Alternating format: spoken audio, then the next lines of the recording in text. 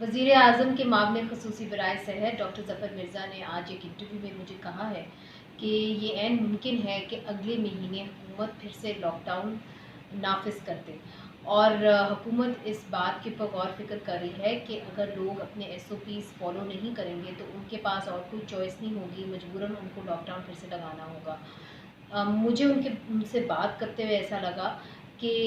Lockdown के हामी में ज़्यादा लोग नहीं हैं, और काबीना के अंदर जितने भी लोग हैं, मुझे मालूम है, मेरे अपने सोर्सेज मुझे ये बता रहे थे कि कुछ लोगों ने कहा कि लॉकडाउन जो है वो नहीं होना चाहिए, मगर कुछ लोगों ने कहा कि लॉकडाउन होना चाहिए, नहीं तो केसेस की तादाद बढ़ेगी। मुझे ये भी मालूम है कि डॉक्टर ज़फ़र मिर्ज़ा जो थे, शायद वो उन लोगों में से थे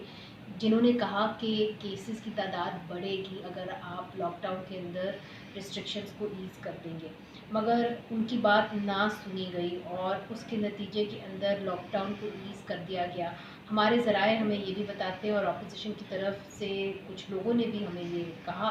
कि डॉक्टर सानिया निश्तर जो थी वो लॉकडाउन के को लिफ्ट करने में के फेवर में थी, और आखिर में उन्हीं की बात सुनी गई। और उन्होंने कहा कि वैसे ही जो ये वबा है ये फैलनी तो है, तो इसीलिए अगर ये फैल जाती है तो इससे ज़्यादा ख़दशा इसलिए नहीं है क्योंकि हमारी जो अमवात हैं वो, अगर आप दीगर ममालिक देखें, बरतानिया देखें, अमेरिका देखें, दीगर और ममालिक देखें, उससे खासी कम है। तो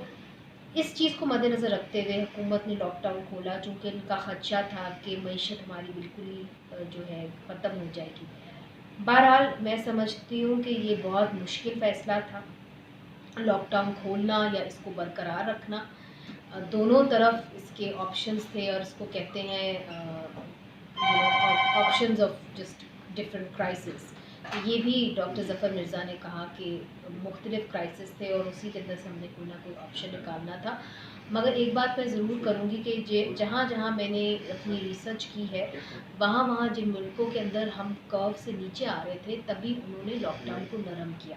पाकिस्तान एक ऐसा मुल्क है जो लॉकडाउन के हम कर्व के ऊपर जा रहे हैं और हमने लॉकडाउन को नरम किया है। इसके ख़दशात ये हैं कि शायद केसेस और मज़ीद बढ़ें, और इसके ऊपर डॉक्टर ज़फ़र मिर्ज़ा का कहना था कि केसेस बढ़ेंगे इसलिए चूँकि हम टेस्टिंग भी बढ़ा रहे हैं, तो जहाँ टेस्टिंग बढ़ेगी वहाँ पे केसेस भी बढ़ेंगे। डॉक्टर्स का इस वक्त ये कहना है कि अगर तादाद केसेस की बढ़ेगी तो हमारे हस्पतालों में या हमारे पब्लिक हेल्थ सेक्टर में ख़ास तौर पे ये सकत नहीं है कि जो एक तूफ़ान मचेगा उसे वो काबू में कर लें।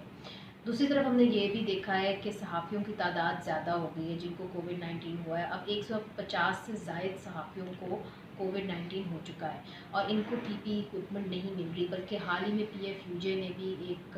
एलामिया जारी किया और उन्होंने अपील की मालकान को, मीडिया के मालकान को, कि आप जर्नलिस्ट को, सहाफ़ियों को PPE फ़राहम करें, उनको किट्स दें, नहीं तो आप उनको